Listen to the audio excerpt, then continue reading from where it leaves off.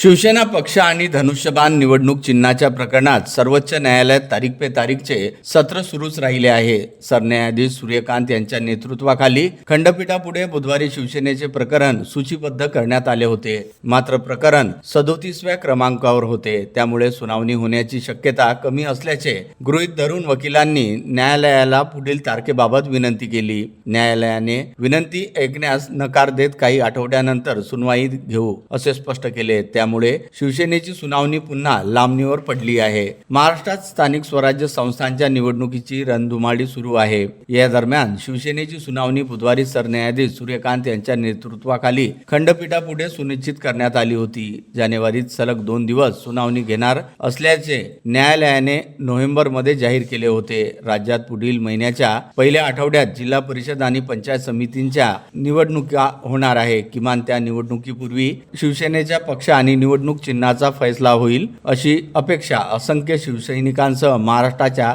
तळागाळातील जनतेला होती. संपूर्ण राजकीय वर्तुळाचेही सुनावणीकडे लक्ष होते. मात्र बुधवारी पुन्हा अपेक्षाभंग झाला आणि शिवसेनेची सुनावणी पुढे ढकलण्यात आली. शिंदे गटाने सत्तेच्या हव्यासापोटी मूळ शिवसेनेची गद्दारी केली. त्यानंतर शिंदे गटाच्या आमदारांना अपात्र ठेवण्याऐवजी याच गटाला शिवसेना पक्षाचे नाव आणि धनुष्यबाण चिन्ह देण्याचा निर्णय केंद्रीय निवडणूक आयोगाने घेतला. 2022 मध्ये आयोगाने घेतलेल्या या निर्णयाला शिवसेना पक्षप्रमुख उद्धव ठाकरे यांनी सर्वोच्च न्यायालयात आव्हान दिले. त्यांची याचिका मागील 3 वर्ष प्रलंबित आहे. राज्यातील स्थानिक स्वराज्य संस्थांच्या निवडणुकीच्या पार्श्वभूमीवर शिवसेनेचे प्रकरण वेळीच निकाली निघण्याची अपेक्षा होती. मात्र बुधवारी पुन्हा अपेक्षाभंग झाला. बंडखोर शिंदे गटाने शिवसेना पक्ष धनुष्यबाण चिन्हाचा वापर करून लोकसभा विधानसभा निवडणुका लढवल्या. त्यापाठोपाठच नुकत्याच झालेल्या नगरपरिषद महापालिका निवडणुकांमध्येही शिवसेना धनुष्यबाणाचा वापर केला आहे. आता राज्यातील जिल्हा परिषद पंचायत समितींच्या निवडणुका